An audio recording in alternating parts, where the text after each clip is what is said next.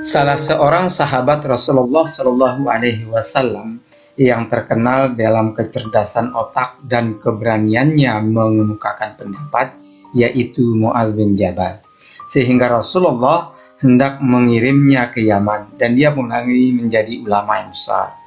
Kemudian Rasulullah bertanya, "Apa yang menjadi pedomanmu dalam mengadili sesuatu, hai Muaz?" tanya Rasulullah. Muaz menjawab, "Yaitu kitabullah." Kemudian Rasulullah bertanya lagi, "Bagaimana jika kamu tidak menjumpai dalam kitabullah?" "Saya putuskan dengan sunnah Rasulmu." Rasulullah bertanya lagi, "Bagaimana jika tidak kamu temui dalam sunnah Rasulullah?" Muaz menjawab, "Saya akan pergunakan pikiranku untuk berijtihad dan saya tidak akan berlaku sia-sia." Mendengar jawaban Muaz tersebut, Rasulullah Shallallahu Alaihi Wasallam berseri-serilah wajah beliau. Jumpa lagi bersama saya di channel Zulkifli Motivator Teacher. Jika video ini bermanfaat, silakan subscribe. Assalamualaikum warahmatullahi wabarakatuh. Apa kabar anak-anakku semuanya? Semoga sehat selalu dan senantiasa dalam lindungan Allah Subhanahu wa Ta'ala. Pada kesempatan yang mulia ini, kita akan membahas materi menghiasi pribadi dengan berbaik sangka dan beramal soleh. Tonton videonya sampai habis ya. Selamat menyaksikan. Tujuan pembelajaran kita pada kesempatan ini adalah yang pertama, memahami pengertian beramal soleh dan kebalikannya dengan benar. Yang kedua, mengungkapkan dalil nakli tentang beramal soleh dengan baik. Yang ketiga, menjelaskan 3 syarat suatu perbuatan dapat dikategorikan amal soleh. Yang keempat, menguraikan 3 macam amal soleh dengan baik. Yang kelima, menjelaskan 5 manfaat beramal soleh dengan benar. Yang keenam, menjabarkan arti berbaik sangka dan kebalikannya dengan tepat. Yang ketujuh, menjelaskan 3 macam berbaik sangka dengan tepat. Yang kedelapan, menguraikan manfaat berbaik sangka dengan benar. Yang pertama, memahami amal soleh. Apa sih yang dimaksud dengan amal soleh? Amal soleh adalah segala perbuatan baik yang bermanfaat bagi dirinya atau orang lain yang dilaksanakan sesuai Al-Quran serta As-Sunnah karena semata-mata mengharap ridha Allah Subhanahu wa Ta'ala. Selanjutnya, dalil amal soleh. Bismillahirrahmanirrahim. Wal 'ashr.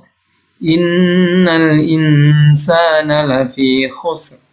Illa alladzina amanu wa 'amilus solihati wa tawasaw bil haqqi wa tawasaw bis sabr.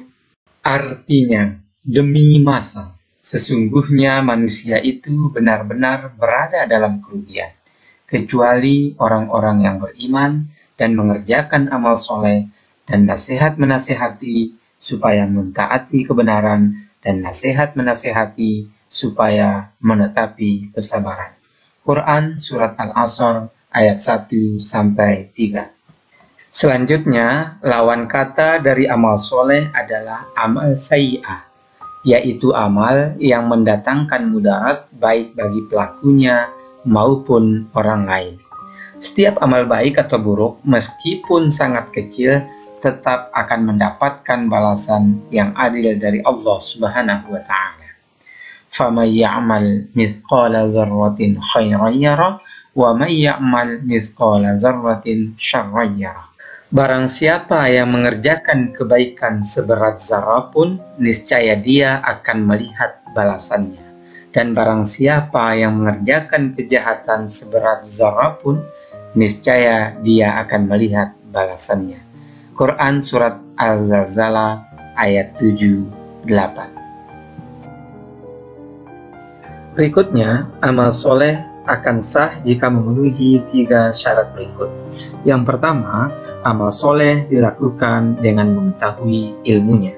Yang kedua, amal soleh itu dikerjakan dengan niat ikhlas karena Allah. Yang ketiga, amal soleh itu hendaknya dilakukan sesuai dengan petunjuk dari Al-Quran dan hadis Rasulullah SAW. Pernahkah kita melihat orang atau teman kita beramal tetapi sedikit? Janganlah kita meremehkannya atau menghina karena sedikit amalnya. Sebab nilai sebuah amal tidak semata-mata tergantung banyak atau sedikitnya, tetapi juga terletak pada ikhlasnya. Sedangkan nilai keikhlasan amal seseorang hanya Allah yang mengetahuinya. Memang yang paling baik adalah beramal banyak serta ikhlas dan dilakukan secara terus-menerus. Tentang perbuatan baik ini dijelaskan oleh Rasulullah SAW. La tahqiranna minal ma'rufi syai'an walau an talqa akhaka biwajhin taliqa.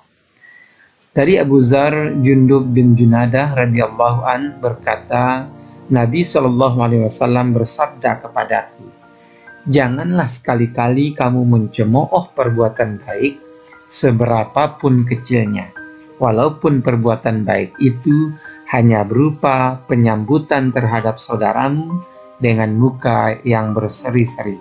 Hadis riwayat Muslim.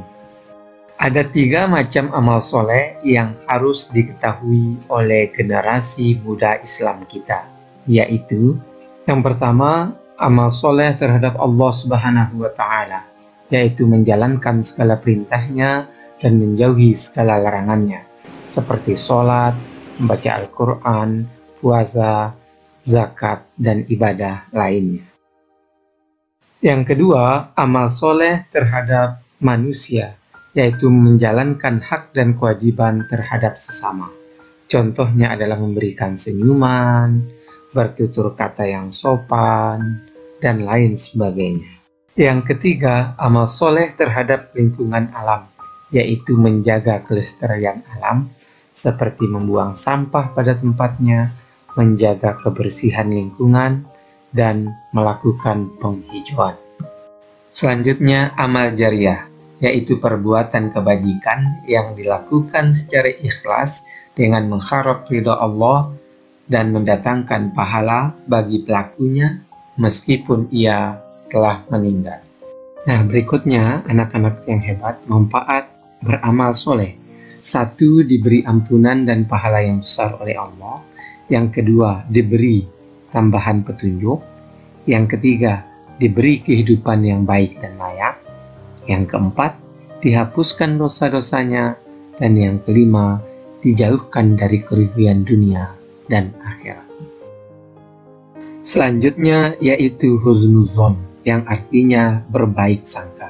Ini merupakan perbuatan terpuji yang harus dimiliki seorang muslim.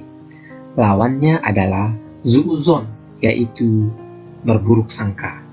Karena berburuk sangka ini adalah perilaku tercela yang akan mendatangkan mudarat baik bagi pelakunya maupun orang lain, sehingga Allah melarang untuk berburuk sangka. Dalil larangan berburuk sangka. Bismillahirrahmanirrahim.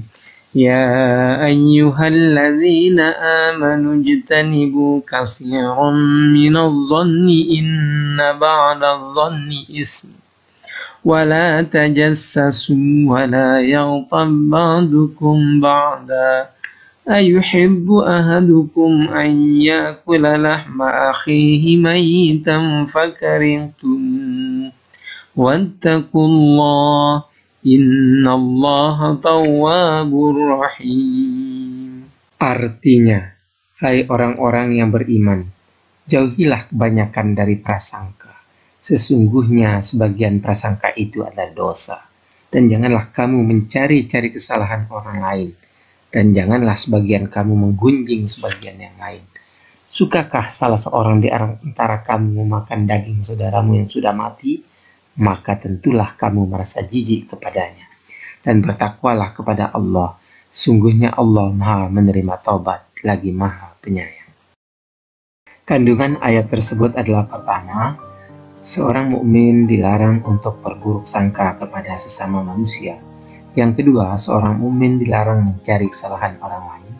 Yang ketiga, jika seorang mukmin saling menggunjing, maka ibaratnya seperti memakan daging saudaranya yang sudah mati. mati. Dan yang keempat, seorang mukmin dilarang menggunjing satu sama lain. Berikutnya adalah 3 macam berbaik sangka. Yang pertama, berbaik sangka kepada Allah Subhanahu wa taala. Yang kedua, berbaik sangka kepada diri sendiri. Dan yang ketiga, berbaik sangka kepada orang lain. Hadis berburuk sangka.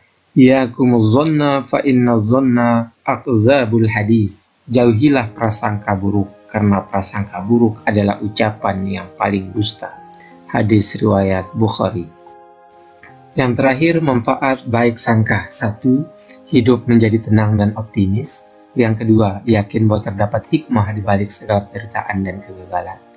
Yang ketiga, membentuk pribadi yang tangguh. Yang keempat, menjadikan seseorang teguh pendirian. Yang kelima, menjadikan seorang kreatif. Yang keenam, menyebabkan seseorang tidak mudah putus asa. Yang ketujuh, hubungan persahabatan dan persaudaraan menjadi lebih baik. Yang kedelapan, terhindar dari penyesalan dalam segala hubungan dengan sesama. Dan yang 10, selalu senang dan bahagia atas kebahagiaan orang lain. Nah, anak-anak sekalian, asyikkan videonya. Semoga pembelajaran kali ini bermanfaat bagi kita semua dan kita dapat menghiasi pribadi kita dalam kehidupan sehari-hari dengan berbaik sangka dan beramal soleh. Terima kasih, sampai jumpa. Assalamualaikum warahmatullahi wabarakatuh.